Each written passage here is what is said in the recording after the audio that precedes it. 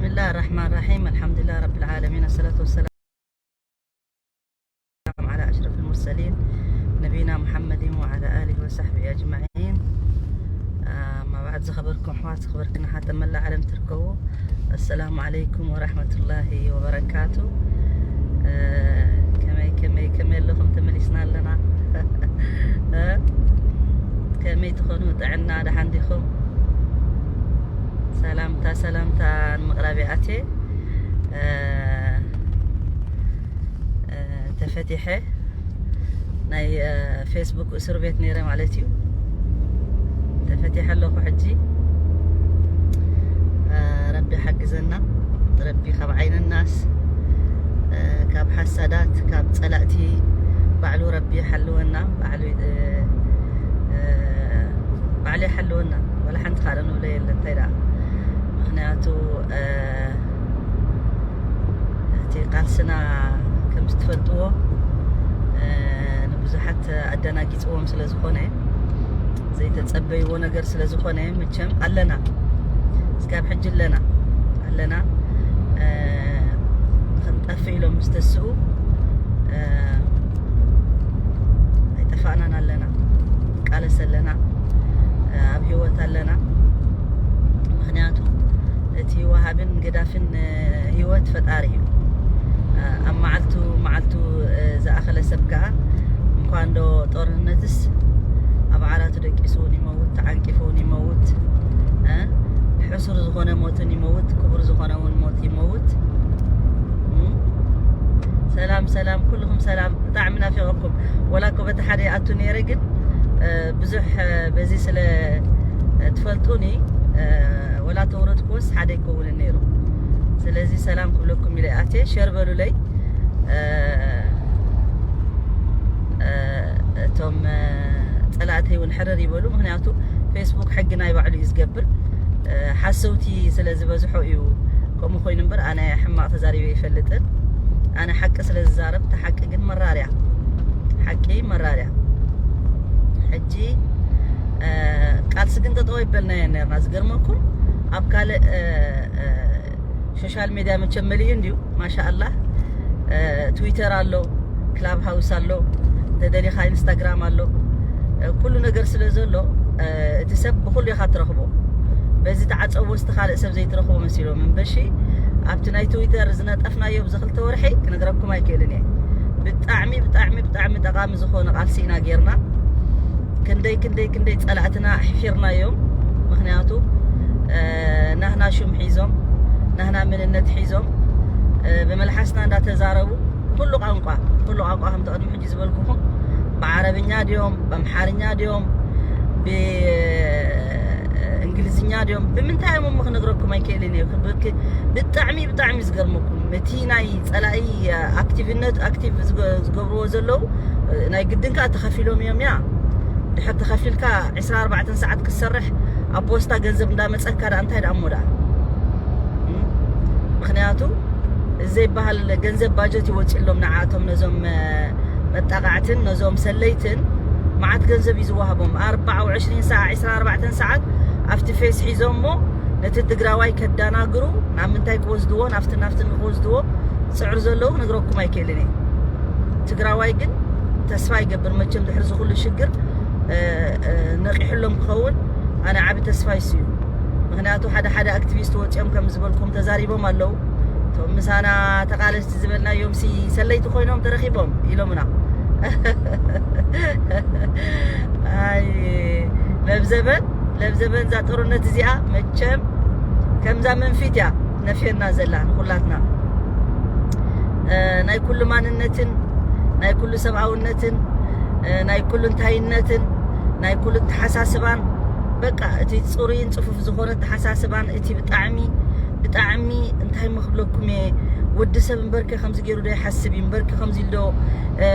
ኣብ ሰብሪኢቱ ከምዚ ይህልዎ ኢልካ ዝገርመካ ብጣዕሚ ዝገርመካ ራእያ ክትሰምዕ ከለኻሲ ኣብዚ ዱንያ ምንባርካ ንባዕሉ ዘፅለየካ እዩ በቃ እንታይ እዩ ዳእና እንታይ እዩ ዳ እዚ ዓለምስ እንታይ ረኺብዎ በቃ እንታይ መንፈስ ረኺብዎ ስጋብ ትብል ኢኻ ትኸውን ካብ ቀደሙ ዝነበረ እንዲ ግን ሕጂ ካብ ብጣዕሚ ገዲዱ ማለት እዩ እቲ ጭከና እቲ ሰብኣውነት ሰብ ዘይምህላው ግን እዚ ጦርነት ናይ ትግራይ ንህለኩም ቀርና አፍሪካ ብምሉ ቀሊዎ ነህለ ተሓማሚሱ ብዙሕ ትንተና ይዝግበር ዘሎ ብዙሕ ቴዎሪታት ኣሎ ጦርነት ዝውን ንኽነውሕ ይኽእል እዩ ክሓፀር ይኽእል እዩ ኢትዮጵያ ክትባታተን ትኽእል እያ ብምሉ ቀርና አፍሪካ ኣብ ቀውሲ ክኣቱ ይኽእል እዩ መዓት ኢኻ ትሰምዕ መዓት ቴዎሪ እዩ ዘሎ ኣይ ናይ ቴዎሪ ኣብ ተግባር ዝውዕል ግን ረቢ ዝፈልጥ ንሕና ግን ሰብ ሓቂ ስለ ዝኾንና ቃልስና ብሓይሊ ረቢ ከም ዝዕወት ኢና ንፈልጥ ምክንያቱ ንሕና ተወሪርና ተበዲልና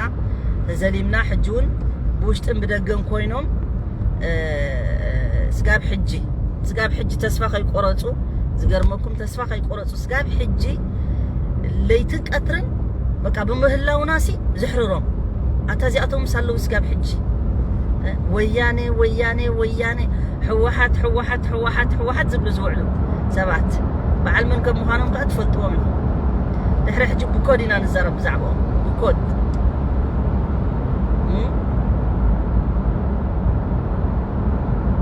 ናይ ሕወሓት ሕማም ዘለዎም ተዓንቂፉ ተወዲቑ እንታይ ኮንካ ተልካ ሕወሓት ይብለካ ማኪኑ ተተጋጫገረ እንድሕር ኮንካ እንታይ ኮንካ ተልካ ሕወሓት ይብለካ ሕወሓት ክጠፋእ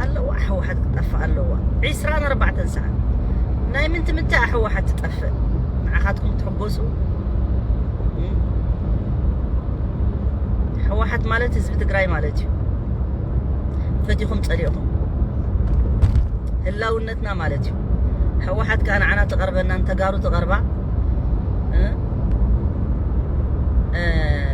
እንዳኣተው ብዝኾነ ቦታ ብዓረብኛ ነቶም ዓረብ ክእምንዎም እዚኣቶም እኮ ጸላእቲ እስልምና እዮም እዚኣቶም እኮ ንክርስትና እዮም ዝሰርሑ ዘለው እዚኣቶም እኮ 27 ዓመት ሰሪሖም ንዓና ከምዚ ገይሮምና እንታይ እሞ ዘይብልዎ ዋይ ገሪምኒ ኣነስ ኣብቲ ፌስቡክ ጥራይ ዝሰርሑ ዘለው ይመስለኒ ነይሩ ለካ ሓደ ግዜ ሩባ ዳረት ናፊዓ ዝብልዎ ማለት ሲ ሓደ ግዜ ሕማቕ ኢልካ ተሓስቦ ጽቡቕ እዩ ኣብ ፌስቡክ ምዕፃወይ ኣብ ትዊተር ምእታወይ ብጣዕሚ ጠቒሙኒ የቕኒየለይ ነቶም አንቱም ዝዕፀኹምኒ ምክንያቱ ኣብኡ ዘለው ጸላእቲ ከዓ ለቒምናዮም ኢና ኣቃሊዕናዮም ፈሊጥናዮም ካብቲ ስኻትኩም ኣብ ፌስቡክ ዘለኹም ዘይውሕዱ ካብኡ ኣለው እዮም ብናይ ሃይማኖት ከባእሱ ዝደልዩ ብናይ ገለ ከባእሱ ዝደልዩ ነቲ ሰብ ናብ ድላዮም ዳይሬክሽን ክወስድዎ ዝገርመኩም ንሳቶም ወነንትን ሓደግትን ኮይኖም ሲ ኣብ ዝኹሉ ስፔሳት እንዳኸፈቱ ነቶም ተጋሩ ክበታትንዎም ኣብ መንጎኦም ኣትዮም ኣምሓሩን ኤርትራውያንን ብጣዕሚ ዝገብሮምኩም ዝሰርሕዎ ዘለው ስራሕ ትግራዋይ ከኣሲ ወፂሲ ብዛዕቦም ይከላኸል ሕጂ ኣነ ጽሑፍ ዘንበብኩ ናይ መንዮ ካብቶም ናህና ዝበሃሉ ሲ እዘን ዝቕተላ ዘለዋ ሰብኡተን ዝቐትልዎን ዘለው ኤርትራውያን ሲ ነቲ ነገር ቅጥራይ ወጊዱ ሱቅ ከይብል ሲ እዚ ናይ ዓዳሃሎ ዘሎ ሰብኣይ ሲ እንታይ ገይርዎም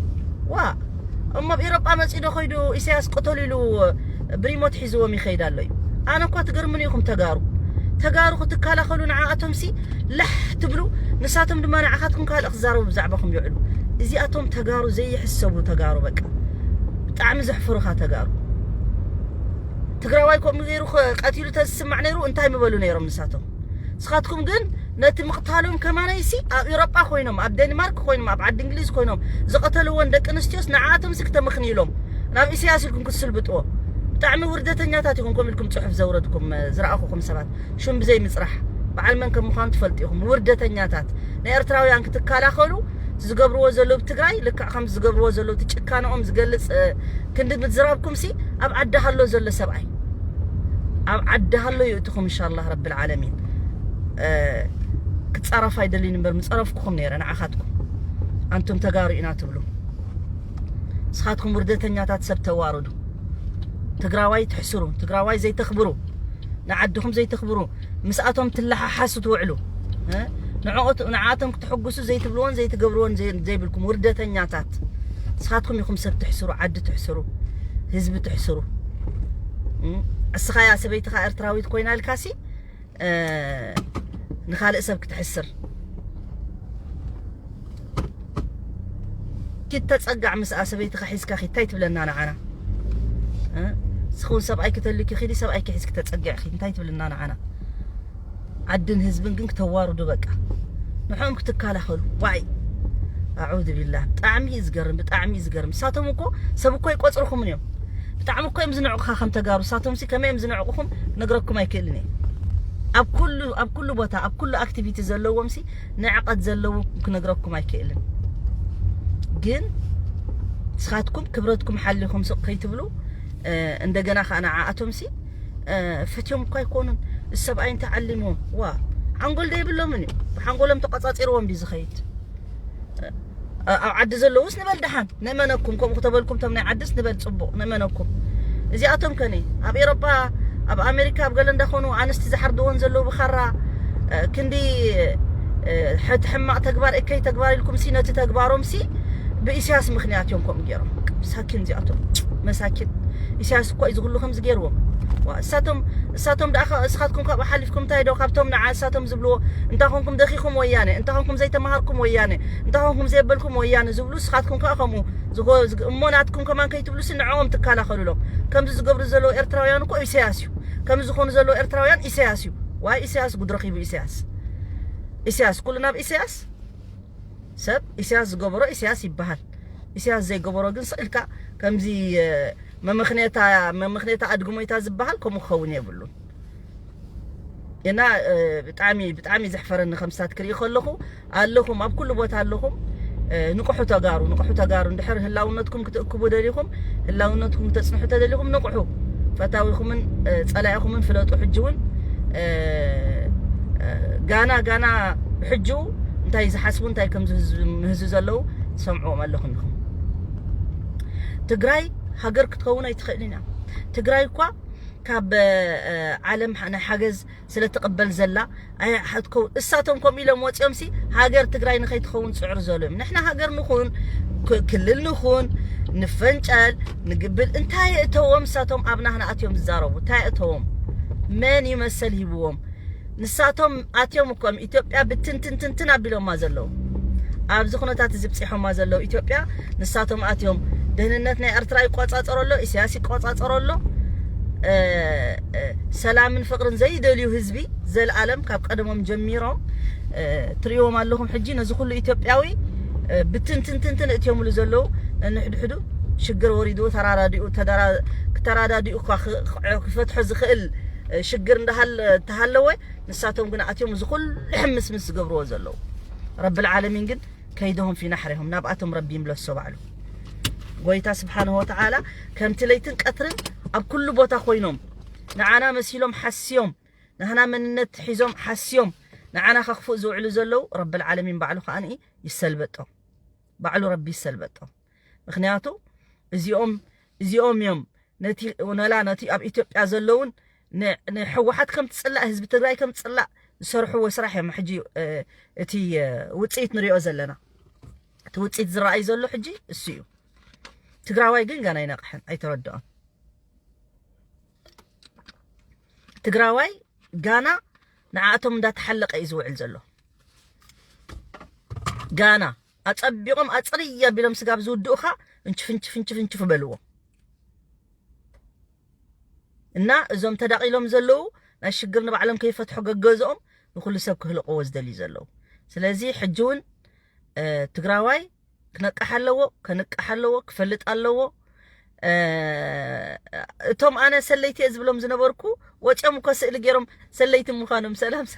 سليتي مخانم كاريوم واي انت ربي طعم يلا انا بقى انا ما نم زنغرن زفلط ነገር يبلين سمعتي ግን احساس يبحال كمزي كمان مخبلكم تيليباتي شادشاي تاشمولومش ارتراوي انتي كم سرح زلو بمنتي كم زارب زلو انتي مخانو انا بغانا خزارب كله يزفلطو ناي بحق دي ناي حسد ديو ايطفئنن سلاي ديو قال ايطفئنن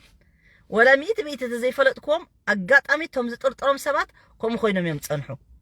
اتوم كلم انا زطرطركم سبات كاكم خوينم صنيحم حجي ولا كوت تግራዋይ فليطو تحابئلهم ግን እዮም وعيلو حاديرو دما خوصي ز ጉዳይዚ دحرج زلو جنريشن تግራዋይ زقبل كيمسلكم ولا تمنجست يكون ولا تهزب يكون ولا كله تردي وي حجي حزب تግራይ تردي وي منجست تግራይ تردي وي تمنئسي تردي وي ግን እትረህረህና ናይ ትግራዋይ ግን ብጣዕሚ ስለ ዝዕብልሎ ንዕና ካው ይخوጽ ዘሎ በቃ ምክንያቱ ረህረህና ናብ ዕሽነት ዝኸይድ ተኮይኑ ወይ ድማ ናብ ወፃዓ ዘምጽ እንድሕር ኮይኑ እዚ ረህረህና ይባሃልን ስለዚ ሰላም ንዕማ ኩልኩም ሰላም እስኪ ረቢስ ጋብ ዝፈቀዶ ድማ መጽና ኣለና ኣይተርፍን እዩ ሕጂ ናይ ገድፉን እዮም ሪፖርት ምግባር ተኣኪቦም እንደም ሪፖርት ዝገብሩ ንምጽያቅ ጥራይ ይሰልጦም ሪፖርት ክገብሩ መቃልስቲ ዘይምዃኑ ዘርኤካስ እዩ ናተይ ጥራይ ይኮን ናይ ብዙሓት እዮም ዝዓጽዎም ዘለዎ ካልእ ይትረፍሲ ዓዲ ዓረብ ኮይነን ዝጽሕፋ ጽሑፍ ዘውሩዳ ንዕን ከይተረፉሲ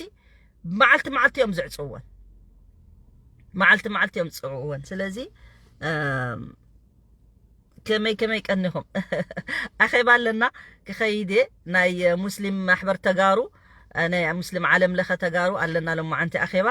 ምናልባት ኣብኡ እንድሕር ላይፍ ምልቃቕ ዝፍቀድ ተኮይኑ ምናልባት ክለቅዕ ተዘይለግን ዳሕራይ ምስ ተወድአ ክነግረኩም እየ ናብኡ ዝኸይድ ዘለኹ ንሕና ከም ተጋሩ ከም ትፈልጥዎ ቅድሚ ሕጂ ኣብዚ ናይ ምናልባት ኣይትፈልጡን ጠብዓን እቶም ኣብዚ ዓዲ ዘሉ እዮም ዝፈልጡ ናይ ነጋሺ ማሕበር ኢልና እቶም ቀንዲ ዝኸፈትዎ ተጋሪኦም ነይሮም ማሕበር ነጋሺ ሙስሊም ነጋሺ ማሕበር ነጋሺ እንታይ እዩ ዝበሃል ማሕበር ነጋሺ ኮይኑ ናይ ኩሉ እስላማይ ኢትዮጵያዊ እዩ ነይሩ ፖለቲካ ነፃ ዝኾነ ነይሩ ማለት እዩ ስለዚ ኣብኡ ኢና ንእከብ ነርና ኣብኡ እዩ ኣክቲቪቲ ዝግበር ነይሩ ግን ኣብ ናይ ቅንጅት ግዜ ሽግር መፅኡ ኣብዛ ናይ ሕጂ ሽግር ምስ መፀ ከዓ ኩላቶም ክሒዶምና ካልእ ይትረፍ ዴሞንስትሬሽን ወፂኦም ምስ ኣብይ ደገፍቲ ምዃኑ ቶም ምሳና ኣብኡ ኣብ መስጊድ ዝነበሩ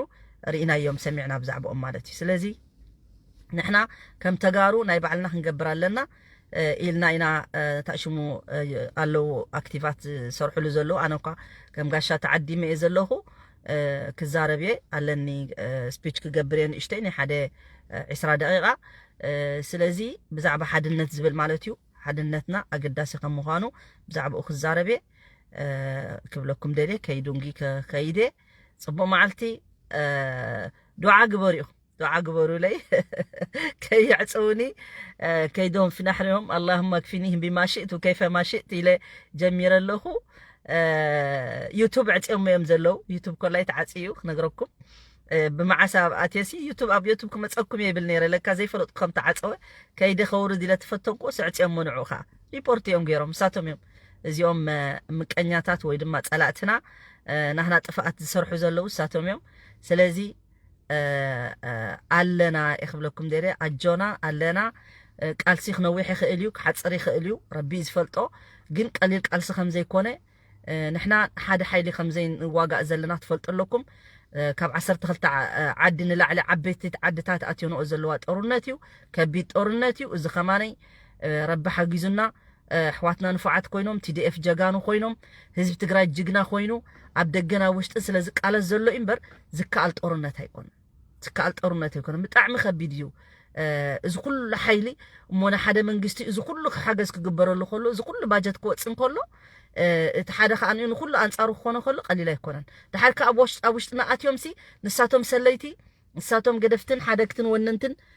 ክኾኑ ከለው ብጣዕሚ ከቢድ ነገር እዩ ድውለ ያለው ግን ኣጀኹም ተስፋ ክንቆርጽ የብልናን ዱዓ ንግበር ኩላህና በብናትና ጸሎት ንግበር ንረቢ ንለምን ምክንያቱ ኩሉ ብኢድ ረቢ ሰብ ሓይሊ የብሉን እሳቶም ይመስሎም ሓይሊ እምበር ክንደይ ሰብ ሓይልታት ነይሮም በዓል ፍርዖን በዓል ሃማን በዓል ቃሮን ሰብ ገንዘብ ደመሩ ዛብ ኣበየለው ሕጂ ወላ ሓደ የለን ኩላትና ነዚ ዓለም ገዲፍናያ ንኸይዲና መሲልዎም ሓደ ጥፊእኻ ሓደ ዝነብር መሲልዎም ግን ኣይከውንን እዩ ስለዚህ ንሕና ንኸስር ኣለና ብዙሕ ጉድኣት ይወርደና ኣሎ ህዝብና ይመውት ኣሎ ይጠሚ ኣሎ ብዙሕ ሽግር ይዘሎ ቀሊል ነገር ኣይኮነን ግን ማዓንጣና ሸጥ ኣቢልና ስጋ መጠረሽታ ክንቃለስ ኣለና ምስ ሕዋትና ኦሮሞ ደቂ ኦሮሞን ብጣዕሚና ብዙሕ ሪሌሽንና ጌርና ምስኣቶም ብጣዕሚ ለባማት ንፉዓት ናይ ብሓቂ ደገፍቲ مش ኢሎም ንጠቕሚ ናይ ብሓቂ ደገፍቲ ቃልሲ ዝርድኡ ናይ ሰብ ፀገም ዝርድኡ ወላ እኳ አንጻር ናይ ፓርቲ ናይ ሕወሓት ዝነበሩ ይኹኑ ወላ ይቃወሙ ይንበሩ ግን ኣብዚ ናይ ሰብኣውነት ክትሪኦም ከለኻ ግን ብጣዕሚ ዝገርመካ ብጣዕሚ ፍሊ ዝበልዮም ስለዚ ምስኦምን ከባእሱና ስለ ጽዕሩ ዘለው ንሕና ኣብ ኩሉ ሪሌሽን ናህና ምስ ማንም እኮ ጸላኢ የብልናን ንሳቶም እዮም ጸላኢ ክህልወና ኣግቢሮምና ስለዚ ንሳቶም እዮም ጸላእቲ ንሳቶም እዮም ኣትዮም ኢትዮጵያ ዝሕምስዋ ዘለው ንሳቶም እዮም ካንሰር ንሕና ይኮናን ንዓና ካንሰር ኢሎም وحوحات كانسر يلوم زبلو نبعلم يوم كانسرات أتيوم زخلو زحمس وزلو سلزخ نقالسو ميناس قامت أرشتا كنقالو عمينا أين قدفومن نعوم زدقفن نعوم زكالاخل بعلو تقراواي تسألائنايو أنا بوغني نسألائيو زكالاخل تسألائيناي مخنياتو تسألائي እንዳኾነ ንስኻ ወላ ሓንቲ ገበረን ኢልካ ትከላኸለሉ ከለኻ ንስኻ ኢኻ ዝኸፋእኻ ፀላኢ ንህዝቢ ትግራይ ምክንያቱ ንህዝብኻን ንዓድኻን ዘይተሓስብ እንደቂ ኣንስትዮን ንዴታትናን ንሕዋትናን ንደቅናን ንኹሉ ስለ ዘይተሓስብ ነቲ ቀታሊ ትከላኸል ትውዕል ማለት ኢኻ ስለዚ ሸም ኦንዩ ትግራዋይ ኮንካ ንቀታሊ ትከላኸል ንፀላኢኻ ትከላኸል ሕፈር ማንም ምክንያት የብልኩምን ምክንያቱ ኣብዚ ጉዳይ እዚ ንخبታቱን ናምበር መሰኻትኩም ሓድነት ገይሮም ዝገብርዎ ሃገር ዝገብርዎ ገለ ነገር የለን ንጥፋትኩም የምሰርሑ ዘለው ለይቲ ቀትርን ስለዚ ዓርብ ለኪ خرب ለኪ ተኣበኺ ንበላዕ ይበልኪ ትብል ነራ ዓባየ በዚኣ ጉዳይ ዓርብ ለኪ خرب ለኪ ተኣበኺ ንበላዕ ይበልኪ ሰብ ይነግረኩም ሰብ ይዛረበኩም ኣይ ንሕና እስክንብላዕ ኣለና ከጥፉና ኣለዎም የጥፉና ንሕና ጭፍጫፈ ዘፍትወልና ትብሉ እንድሕርኩምኩም ከኣነ ንሄሜዳን ንሄጎልጎል ምንም ዝገብረልኩም ነገር የለን ካብ ዘረባ ሓሊፍና ምንም ንገብሮ የለን ነቲ ሓሳዊ ነቲ ለቕላቂ ኢኹም ስኻትኩም ክተንጨብጭቡ ክተጣቅዑ ሸር ክትብሉ ትውዕሉ ነቲ ንዓኻትኩም ጠቕሚሉ ዝዛረበኩም ግን ከም ፀላኢ ጌርኩም ተቐምጥዎ ናሃቶም ዘረባ ትሰምዑ ክተካፍኡ ትውዕሉ ሸራይ ትብሉን ግን ኣሎ ኣነ ሓድሽ ጀነሬሽን ተመንእሰይ ጀነሬሽን ናተይ ተኸታተላይ ንሱ ይዘግድሰኒ ንዓይ እዚኣን ጥዕምትኹም የቕኒየለይ سبحان اللهم بحمدك نشهد أن لا إله إلا أنت نستغفرك ونتوب إليك بسم الله الرحمن الرحيم والعصر إن الإنسان لفي خسر إلا الذين آمنوا وعملوا الصالحات وتواصوا بالحق وتواصوا بالصبر أبكال مدب سقام الرخب يغني الليل صبوا مشت والسلام عليكم ورحمة الله وبركاته